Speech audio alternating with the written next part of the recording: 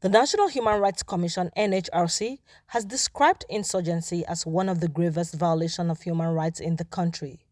The Executive Secretary of the Commission, Tony Ojukwu-San, said this at a colloquium in Abuja organized by the Commission and the Center for Democracy and Development (CDD).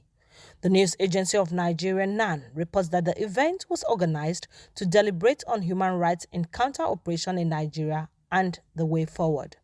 Ojoko, in his speech, said that the colloquium was coming at a right time when insurgency, banditry, and separatist agitations continued to unleash violence on Nigerians.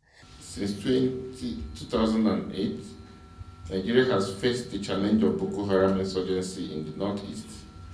This has led to the loss of about 350,000 lives and displacement of more than 2 million people from across the region to other parts of Nigeria and neighboring countries.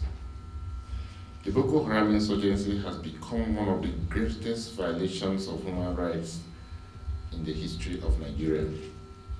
The insurgency has also set Nigeria on the path of multiple security crises, from the north central to the northwest to the southeast and to every part of this country. In response to these security challenges, Nigeria has deployed our men and women of the armed forces who have distinguished themselves and have made the ultimate sacrifice in bringing peace to parts of the northeast and Nigeria in general. These have not been without cause. The Commission, under its power in Section 5J of the Act, is empowered to receive and investigate complaints concerning violations of human rights, and we have continued to receive reports of human rights violations by our armed forces on civilians. These have included prolonged detention, bombardments, revenge attacks, extrajudicial killings, amongst others. Similarly, Dr. Salamatu Suleiman, Chair, Governing Council, National Human Rights Commission, expressed delight with the gathering of stakeholders to deliberate on the issue. The Commission has a statutory mandate for the promotion and protection of human rights in Nigeria. Its responsibility is to ensure that the state adheres to its obligations and responsibilities in line with international best practices. States have an obligation to respect and protect the right to life of both the military and individuals under their jurisdiction from attacks by armed groups.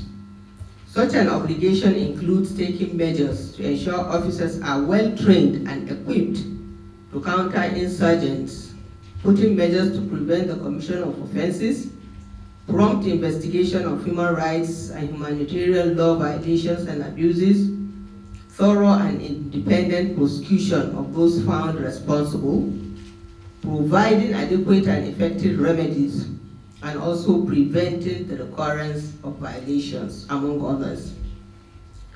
Despite some shortcomings and gaps observed in the military code of conduct and rules of engagement, which have been brought to the attention of the military authorities, the situation of human rights violations has not abated, which has necessitated this colloquium for brainstorming towards finding a lasting solution to the lingering problem.